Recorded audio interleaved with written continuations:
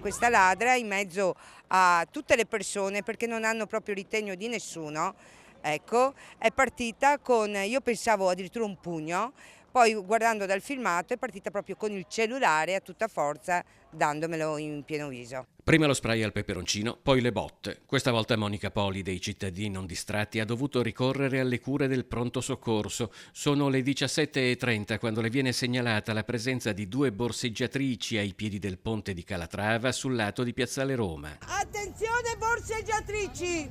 Pickpocket! Queste qua erano già due ragazze recidive, già prese nei 2 giorni precedenti dalle forze dell'ordine. Una ha estratto lo spray peperoncino dalla borsa dandolo all'altra.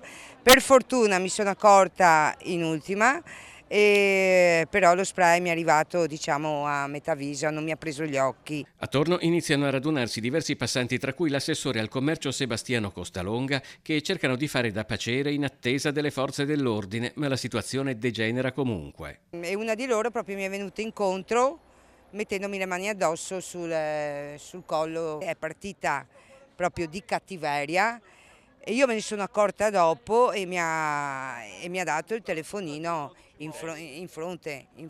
Monica Poli ha ancora dolore al viso. In fronte a un bel bernocolo le fa male una mano, ma non intende mollare, come gli altri cittadini non distratti che da anni si battono contro un fenomeno, quello dei borseggiatori, che nonostante gli sforzi rimane sempre grave. Noi cittadini non distratti, allora, oltre ad aver subito parecchie aggressioni, noi continueremo in questa, cioè noi vogliamo il cambio delle leggi, vogliamo la certezza della pena, anche perché c'è da dire una cosa. E se fosse capitato a una persona borseggiata, magari una persona anziana, avrebbero usato, io credo che avrebbero usato, visto che si portano dietro lo spray peperoncino, a questo punto lo avrebbero usato e quindi sta veramente diventando sempre più grave la situazione, bisogna intervenire al più presto.